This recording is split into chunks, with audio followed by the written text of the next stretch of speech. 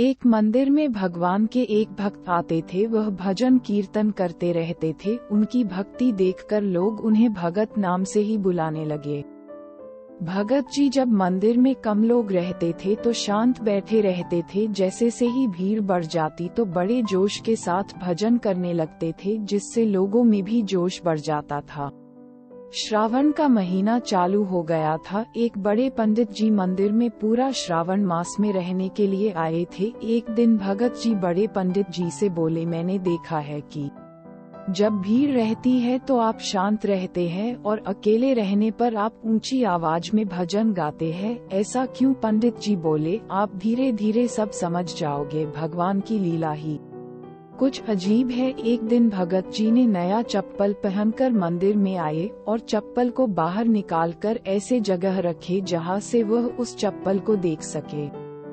भगत जी का पूरा ध्यान सिर्फ उस चप्पल पर ही था। सभी लोग भगत जी को बोले कि आप कुछ भजन सुनाए। भगत जी का मन भजन गाने का नहीं था, लेकिन लोगों के कहने पर भगत जी भजन गाने लगे। उनका पूरा ध्यान अपने चप्पल पर था कि वह चोरी ना हो जाए।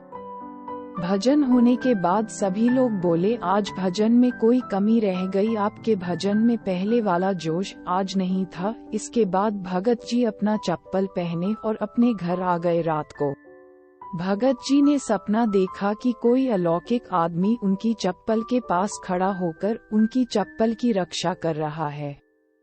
भगत जी तुरंत सपने से जाग गए। बोले, ऐसा सपना तो कभी नहीं आया था। वह पसीने से भीग गए। सुबह होते ही वह बड़े पंडित के पास गए और सारी बात बताए। सब सुनने के बाद बड़े पंडित के आंखों में आंसू आ गया। वह बोले, आपके सपने में स्वयं भोलेनाथ आए थे और आपकी चप्पल की रक्षा कर रहे थे। आपको अपनी और अपने चप्पल की चिंता नहीं करनी है। सब चीजों को भोलेनाथ के भरोसे छोड़ दो और भगवान की भक्ति में लग जाओ।